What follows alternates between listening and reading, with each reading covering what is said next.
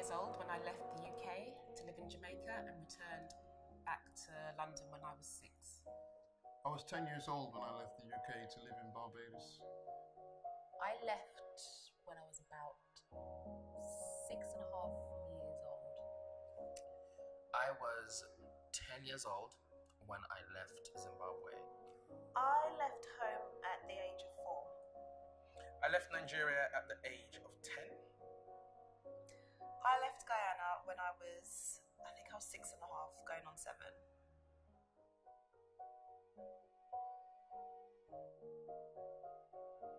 My earliest memory was waving goodbye to my mother and my sister at number 1 Pier.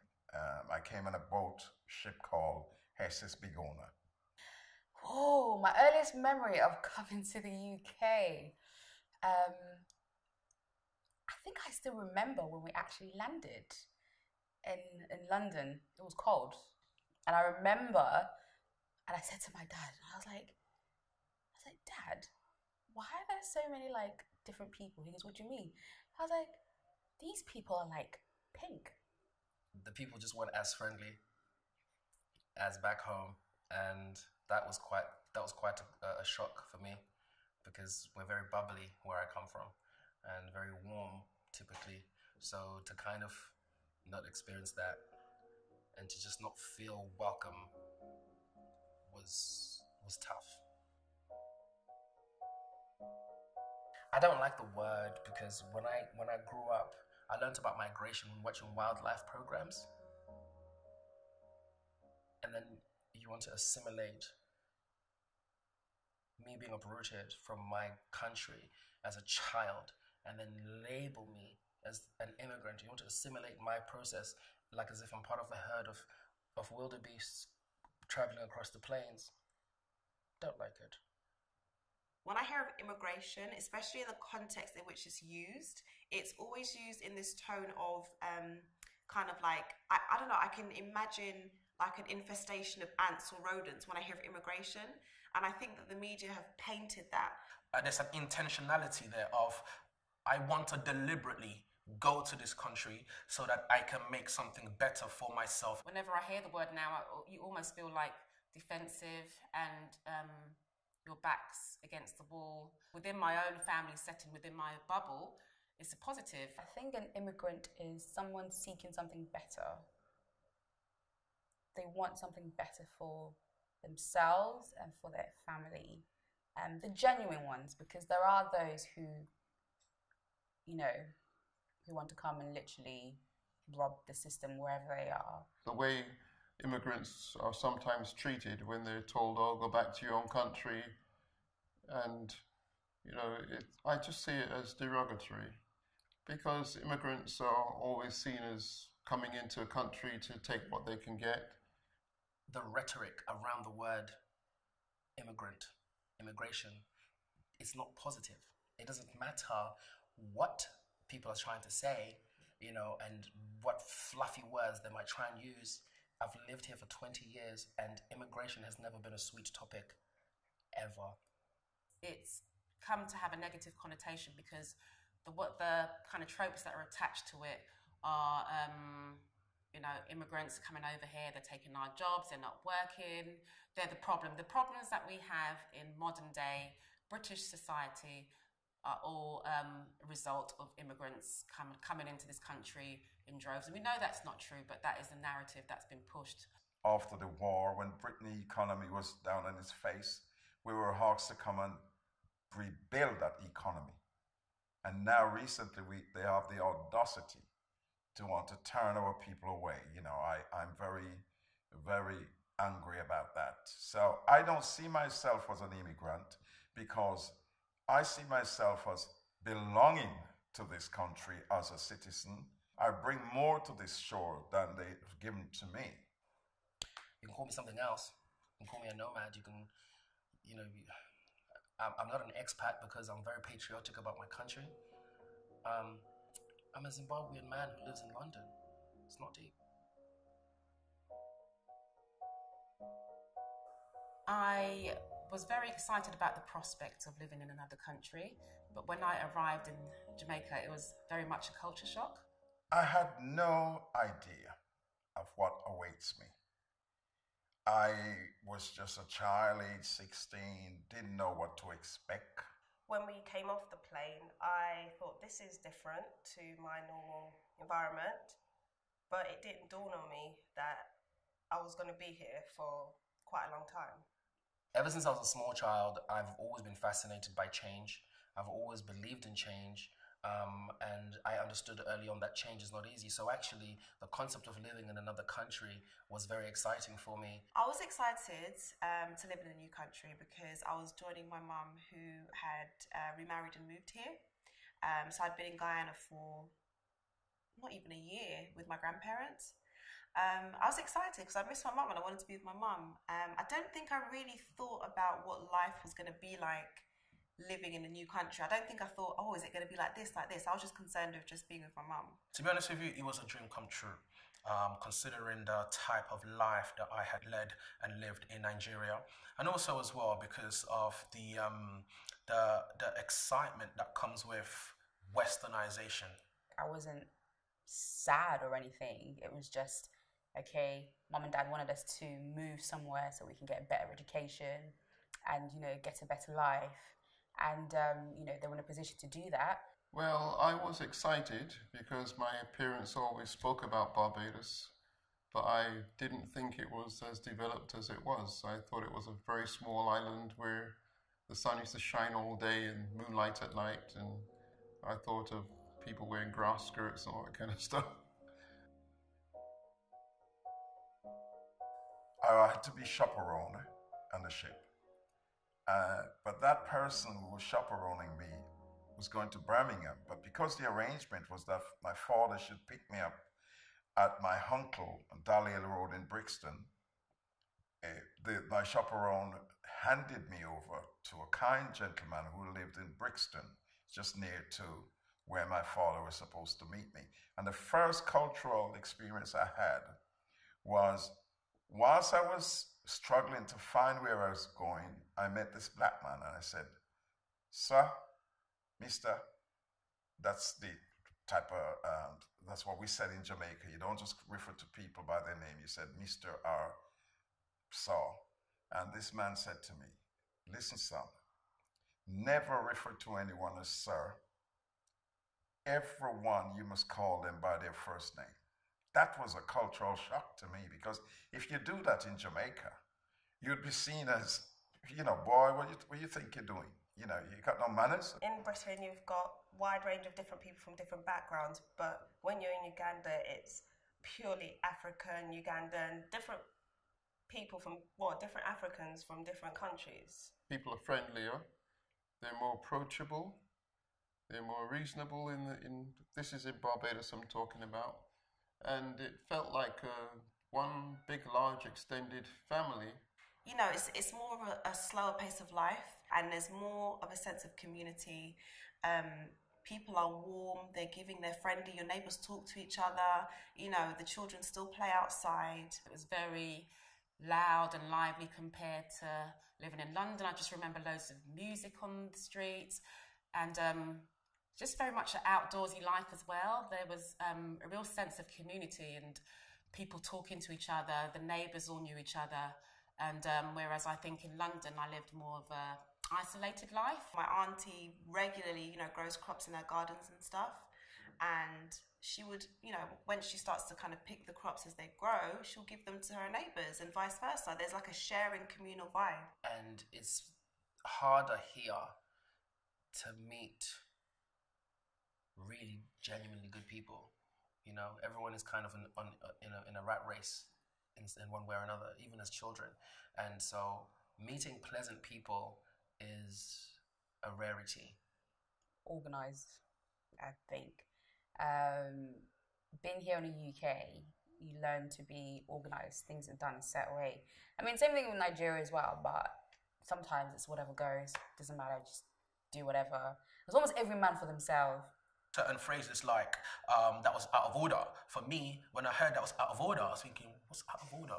Obviously, there was a bit of a language barrier because we couldn't understand where I can understand a lot of the expressions and words that people were saying. But for the first time, I saw people of my colour being very successful and doing big things, whereas in England, you know, it wasn't really seen that much. We didn't see teachers of my colour, we didn't see anyone in high positions of my colour, and it was a complete revelation to me to see people like myself succeeding. You know, fraudulent, we don't look after things, that we're lazy. I've only heard like one, and it was a positive one. Someone said, yeah, Guyanese people are really hardworking. And I was like, yeah, absolutely, we are hardworking. When I tell them I'm from Uganda, they tell me, oh, I thought you were supposed to be dark. I thought you were supposed to have short hair. Those are the kind of stereotypes that I come across. Or if I mention I'm from Uganda, they either say, talk about the previous dictator, Idi Amin, which is the conversation I always have. And it's like, no, we're not like that. It's not what you see on documentaries. It's not what you see on the news. It's a beautiful country with beautiful people. Oh, and also that, you know, there's just complete slums and they don't live well and stuff like that. And I could show you parts of Nigeria where, like, it's like London. Even in England, there are places like that where there's poverty, where there's violence, and there is, you know, there's negativity. There's people being lazy. People don't want to go out and work. They're just feeling they just sponge off the system. You know, there's places like that here in the UK, in the US, in Europe. So it's no different. It's just that people like to focus on this third world country because, you know, they have nothing. Well, it's because, you know, people from the Western world have come to take what we have and not giving us back to us. One of the things that I experienced, you know, in the playground was my own people who looked like me. You know, they weren't the nicest to me. You know, everybody was in some kind of race to be the coolest, you know, and I came to England at a time when it wasn't cool to be African. The language was a thing. I was this young 10-year-old boy, thick accent, couldn't really speak English at all. Trying to fit in, trying to sound more British, you know, trying to be less West Indian because they can't really understand what you mean when you're talking in that accent. Every person whose name was Rotimi or Benga or, you know, whatever African name, they were turning into Jermaines and Daniels. You know, I couldn't really speak my language. I couldn't really find anyone else that came from the same country as me. I went up to them and I said, and I tried to put on this British accent, because at the time I had a Guyanese accent. I was about 7 now. And I said, oh, hi, my name's Tamala. Can I be your friend? Or something like that. And the way these girls looked at me, one of them must have whispered to the other one and was like, let's not talk to her. And then they just like walked off. And I was like, wow. It was crazy because it was almost like you're not allowed to be your authentic self. I guess we didn't have that issue. And I believe that my mum teaching us English played a big part of it.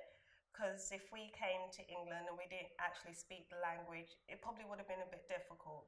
When I came here, they told me that I was too old for the school age. And as a result, I had to go to the factory. During that time, you only get the broom in the factory. And you had to make the tea.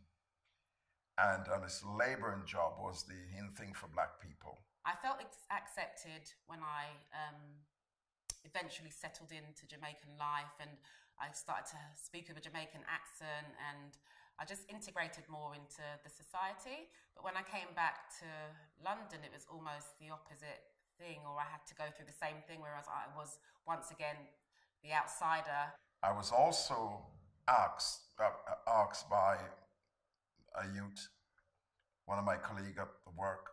He asked me whether I had a tail or not. And I went to my granduncle. My granduncle said to me, when you go back to work tomorrow, tell him to go home and look up his mother's skirt. Yeah, and I went as an obedient child. And I told him that, and needless to say, they fired me, they sacked me. And I found the teaching system was very different. The teachers were really strict, and And I also remember as students, we really wanted to please a teacher, which was something that was very different to UK schooling, where I felt it was more relaxed and laid back. Although I was far ahead academically, I had to dumb myself down to bring myself to the level of my peers in my class, which meant that I started lacking motivation. And I remember my teachers would even say, you know, Tamala can do much better than she's doing. She's just coasting. I remember that vividly.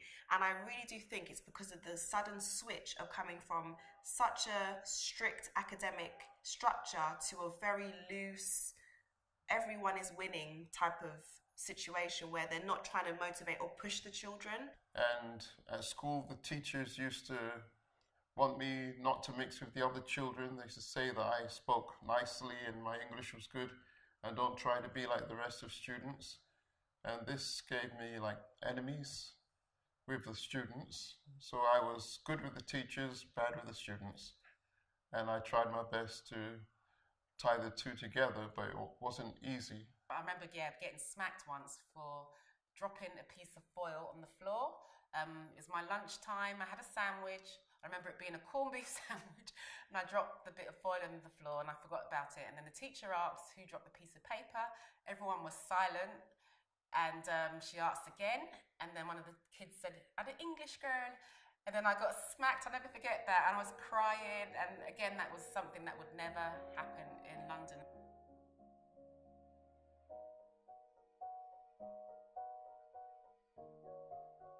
I do see myself as British because when I came here, I was very young. I hadn't had that time to build an identity as a Ugandan. I see myself as British because Britishness, as far as I'm concerned, is I like to watch football on a Saturday.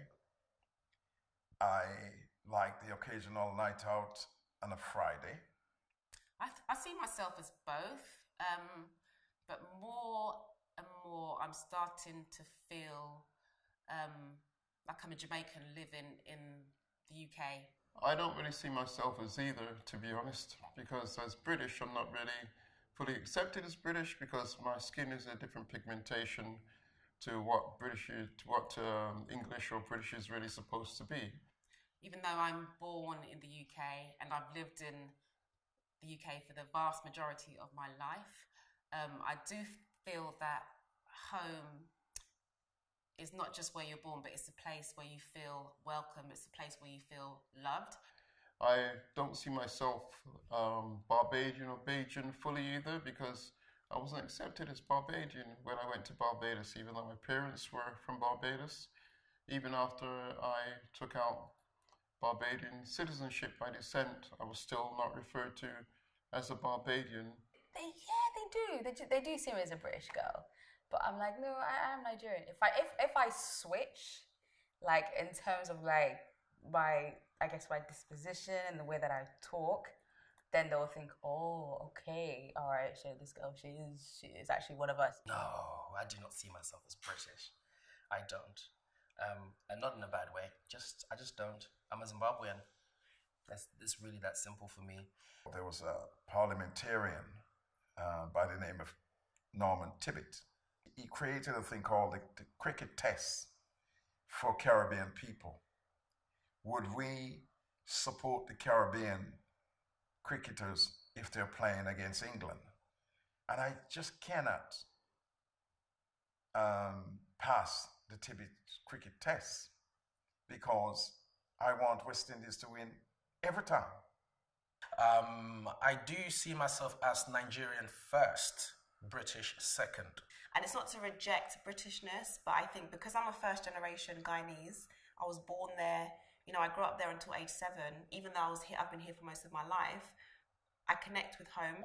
Mainly because of my upbringing, mainly because of my family, mainly because of what I've been exposed to as well. And I want to protect that. I can't say I feel that in the UK, especially in the current climate, post-Brexit and certain other things that are happening. I don't feel that I feel welcomed, even though I will continue to live here until I'm ready to live somewhere else. When I arrive in Jamaica, even though, again, you are a foreigner, you do stick out, but, you know, within days you blend in No one's going to harass you because you're British when you're in Jamaica. You're not going to get stopped by the police. You're not going to be racially abused.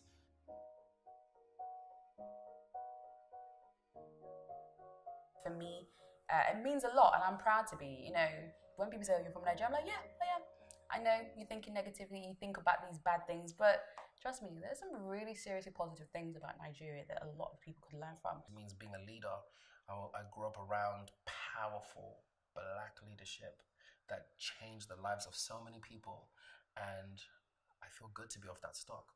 Being Guyanese means culture, it means vibes, it means family, it means home, it means connection, it means a lot of things. That mindset, that hustling mentality, that everyone is an entrepreneur. And just joy and pride knowing that I come from somewhere and I have such a rich and wonderful culture.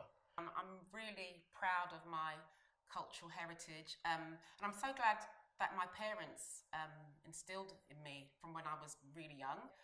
And so it gave me a broader scope of Jamaican heritage beyond, because I do feel that a lot of maybe younger people only have a very surface limited knowledge of Jamaica, which is modern history, people like Usain Bolt, dancehall culture, reggae, which are all amazing things, but there's so much more to our history and our heritage. I'm appalled with what's happened because it shouldn't have happened. The UK was okay to say to all these people from the Caribbean, yeah, come over, you know, rebuild our country, you know, after it got clotted in the war. And then suddenly, when there seems to be no use for these people anymore, who've now set roots here, started families here, you know, they're now 2-3 generations deep, and then you want to say to them, oh, you can go back now. Go back to what? So there are people who came here during the Windrush period who were British by birth because of their passports and because they were born in a British colony, now are being more or less expelled from the country when they're supposed to be British citizens. I really think that I could understand if it was a case where you were born after independence, then you would then have to apply for British citizenship if you so desired. But those who were born British citizens should still have that right to be British citizens. And I do feel that the fact that it came to light shows the misdemeanor and also the unscrupulous activities of our government. And that's just the honest truth. I feel like the Windrush scandal, this might sound like a light term, but it's very deep for me. It was very unkind. Very unkind. All because of lost documents or they can't prove their rights to be here.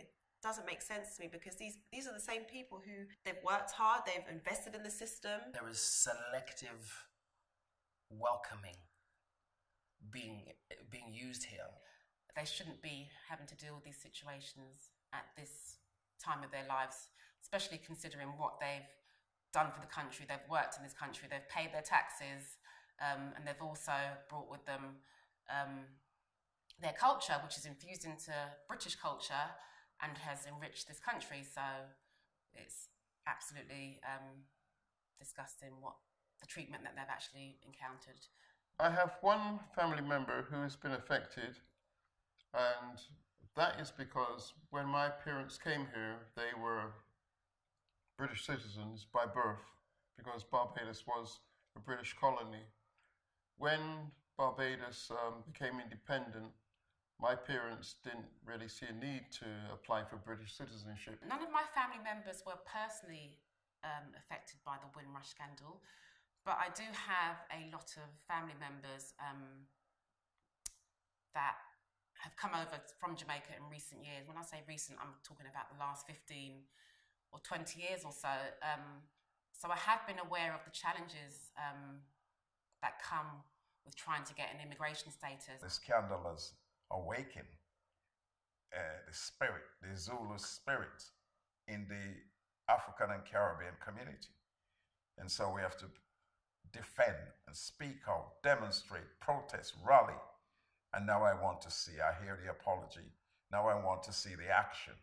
I want to see them compensated And it seems like they picked on a bunch of people who were vulnerable, because a lot of these people are 60 and up.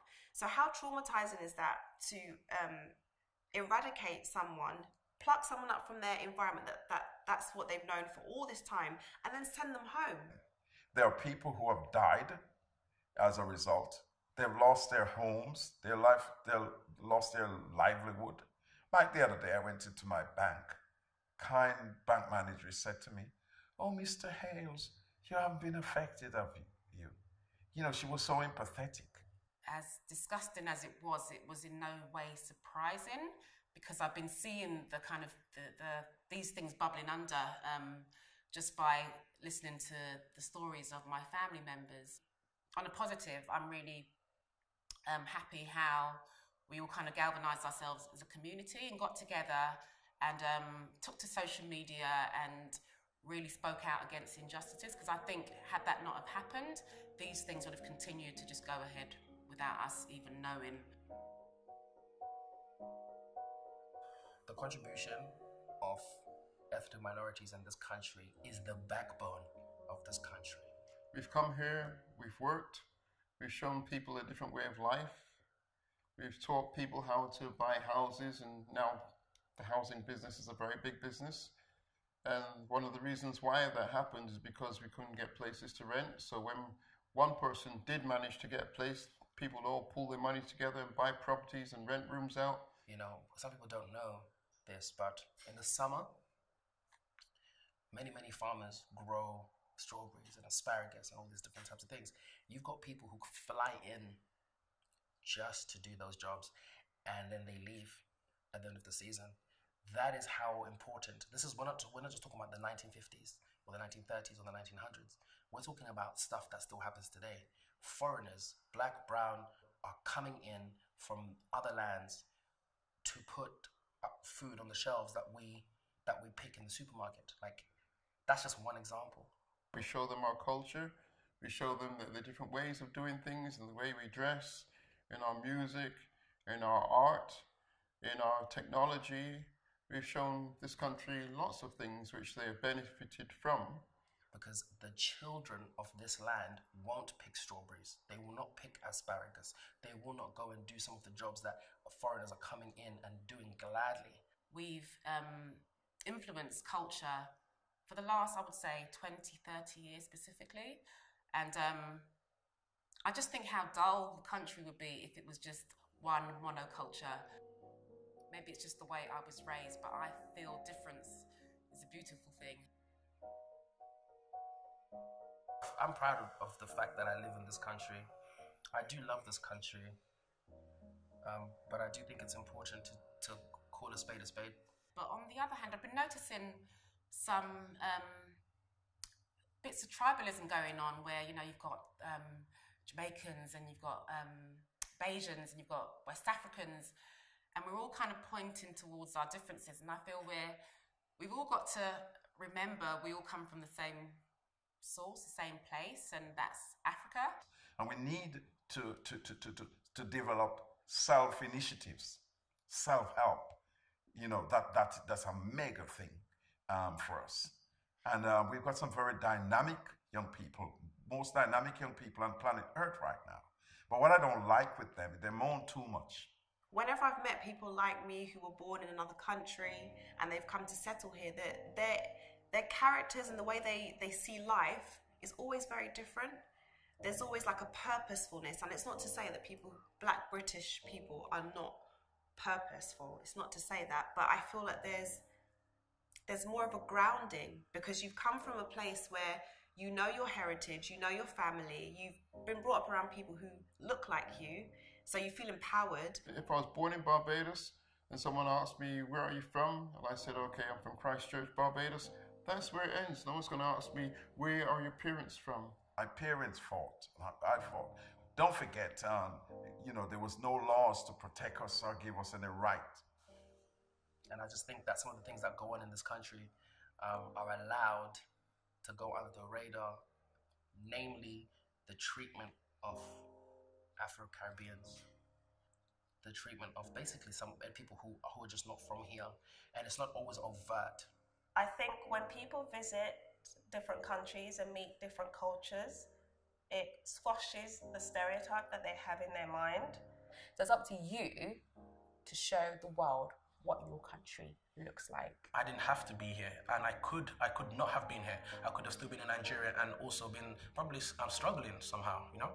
When I walked into adulthood, I really started making decisions that have contributed to the happiness I have today. So, you know, loving the UK, loving living here, don't love everything about the culture, but it can change. And I do believe that we each have the strength and the ability, and we all have a gift in one way or another to make that type of difference, and to be able to do something that when our children are growing up, they can also stand up, back straight, chest out, with pride that they're a part of such a beautiful legacy.